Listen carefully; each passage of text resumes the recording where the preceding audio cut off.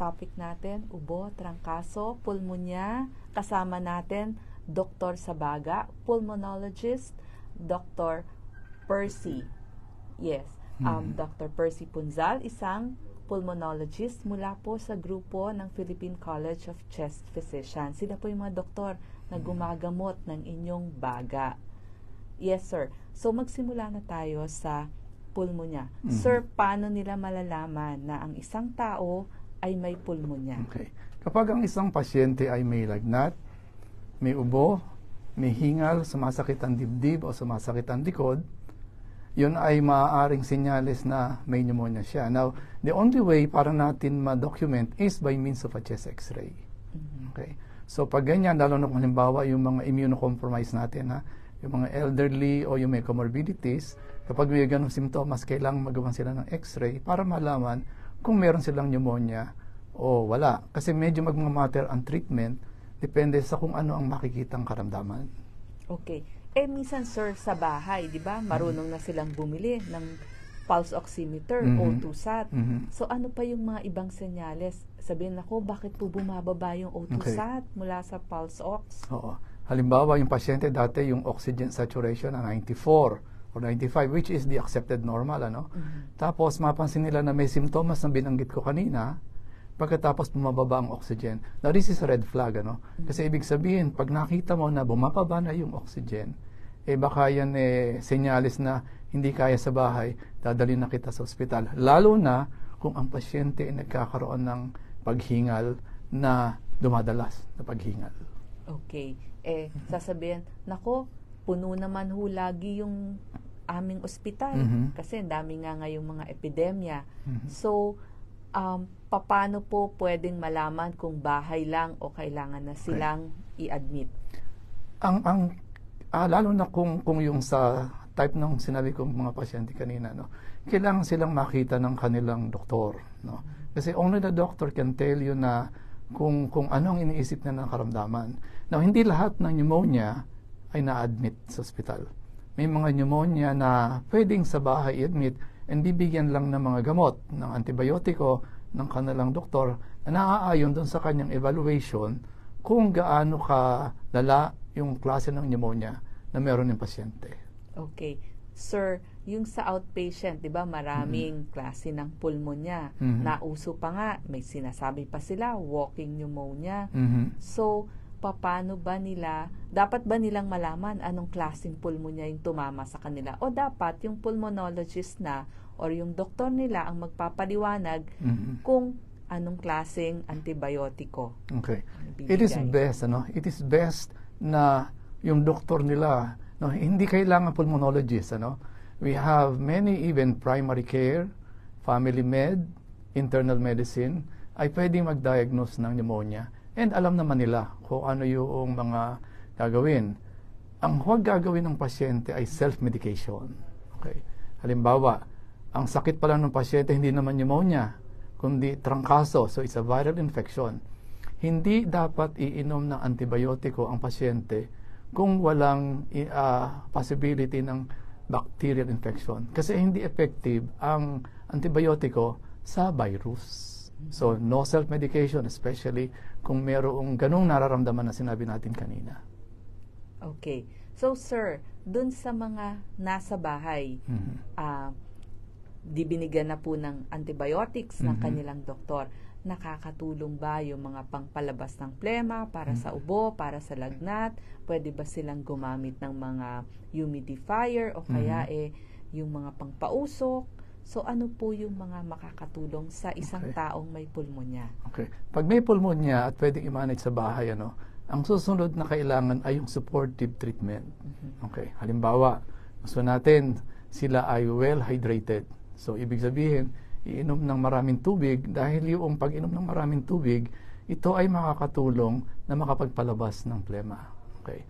Bibigyan natin din sila ng mga mucolytic. Mucolytic, ito yung pampatunaw ng plema. Kasi pag binigyan mo ng mucolytic, mas madaling mailabas yung plema. So, mas less ang chance na magbabara doon sa daanan ng hangin at less ang chance na sila ay hihingalin. Kung may lagnat, pwede ka magbigay ng maraming gamot tulad ng paracetamol. O kung halimbawa may sipon, pwede ka magbigay ng mga over-the-counter drugs. And then, kung maraming plema, pwede makatulong yung chest tapping, yung pukpok sa likod, sa dibdib, at saka yung postural drainage para makatulong sa paglabas ng plema. And generally, no, kung merong may pneumonia sa bahay, dapat nakahiwalay muna sila. Kasi kung hindi, maraming mahahawa, no? Especially kung halimbawa may kasama kayo sa bahay na bata, buntis, o kaya yung may comorbidities, o mga senior citizen.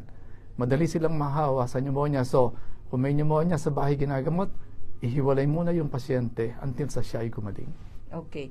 Nabanggit nyo na po yung para makaiwas naman yung mga kasama sa bahay. Ano pa po yung mga paraan para makaiwas ang mga tao? Sabihin, kasi nahawa ko ng kasama ko sa office o yung kasama ko sa bahay. Ano pa po yung mga paraan ng pag-iwas? Okay.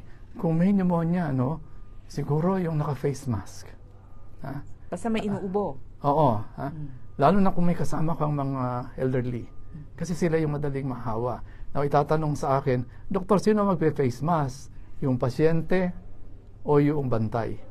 Actually, in some cases, dapat pareho. Okay?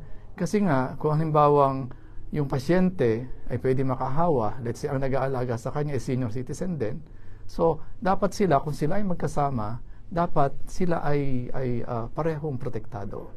And then, yung washing of the hands. Now, alam ko na dahil sa init ngayon, di naka-aircon, kung mayroong aircon, di naka-aircon nakasara. Mas maganda kung bubuksan ang bintana, let's say, there's a time na para lumabas, magkaroon ng proper ventilation, para lumabas yung mga virus o yung mikrobyo, hindi siya nagkakaroon ng stasis o yung pagtigil itong mga mikrobyo na to doon sa loob ng kwarto. Okay. May makakatulong po ba na pagkain, pag-inom ng mga multivitamins? Dapat po bang gawin yon? Ano pa po yung pampalakas ng baga at katawan ng ating mga may pulmonya? Ang vitamins at supplement ay importante, no? Ito ay pandagdag. Marami tayong mga suplemento na nagagamit para mag-improve ang kanilang resistensya. So makakatulong ito. Pero remember, hindi ito yung gamot, ha? Ito yung mga pantulong. Sa pagkain, kumain kayo ng gulay, kumain ng prutas, anything na makakakontribute na mapalakas ang katawan natin, pwede natin gamitin sa pasyente. Makakatulong po ba nebulizer sa mga may pulmonya? Okay. Tubig lang po ba ang ilalagay doon sa nebulizer o kailangan yung mga may gamot na nandun sa parang mga pinipindot? Okay, that's a good question, ha? Kasi madalas tinatanong ng pasyente yan. Unang-una, kapag gumamit tayo ng nebulizer, kailangan may gamot. Practice nung araw, mga estudyante kami, minsan nagne-nebulize ng ginagamit ay yung saline solution. Hindi na natin ginagawa yun. Now, yung isang practice pa, yung steam inhalation. We discourage actually the use of steam inhalation. Kasi yung steam inhalation, sa ibaba lang, hindi siya nakakatulong sa loob. And at the same time, kung ikaw halimbawa may history ng hika o merong COPD, yung steam inhalation can be a provocative agent na magiging dahilan para lalo kang hingalin. So, hindi kami we do not recommend the use of mga steam inhalation. Pag gumamit ng nebulizer, lalagyan natin ng gamot. And it will be the doctor who will prescribe kung ano yung gamot ang kailangan para sa nebulizer. Okay. So, sir, yun na nga. Pag napulmonya, paano malalaman na gumaling na at pwede na ulit bumalik sa trabaho? Okay, that's a very good question din, ha? Kung halimbawa halimbawa pneumonia, you don't expect the patients to be up and about in just 1 or 2 days. Okay? Kasi it takes time bago umepekto sa pagpatay yung antibiotiko doon sa mikrobyo.